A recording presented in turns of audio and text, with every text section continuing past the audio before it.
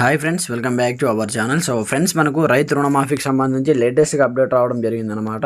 So మనకు రైతు రుణమాఫీ చాలామందికి జరగలేదు కదా. సో ఎప్పటివరకు కంప్లీట్గా రైతు రుణమాఫీ రైతుల ఖాతాలో జమ కావడం జరుగుతుంది. దానికి సంబంధించిన కంప్లీట్ ఇన్ఫర్మేషన్ వీడియోలో తెలుసుకుందాం. ప్రతి ఒక్కరు సపోర్ట్ చేయండి, లైక్ చేయండి, కామెంట్ చేయండి, మీ ఫ్రెండ్తో షేర్ చేయండి. మరి ఇంకెందుకు ఆలస్యం, లెట్ స్టార్ట్ అవర్ టాపిక్.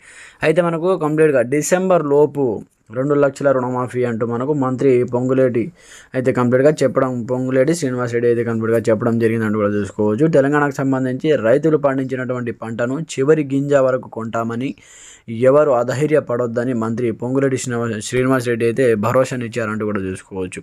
అయితే మనకు పండించిన పంటకు సంబంధించి ప్రతి గింజ వరకు చివరి వరకు కొంటామని కూడా ఎవరు అధైర్యపడొద్దని చెప్పారు.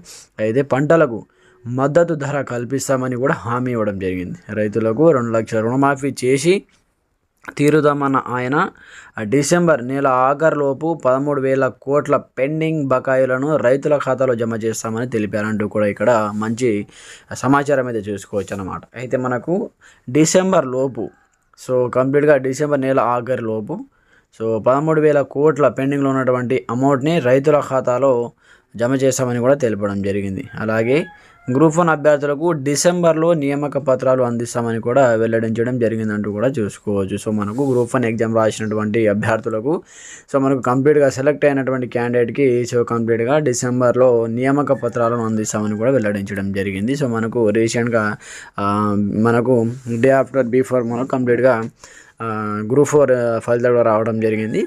అందులో కూడా మనకు చాలామంది జాబ్స్ అయితే కొట్టారు, బాగా కంగ్రాచులేషన్.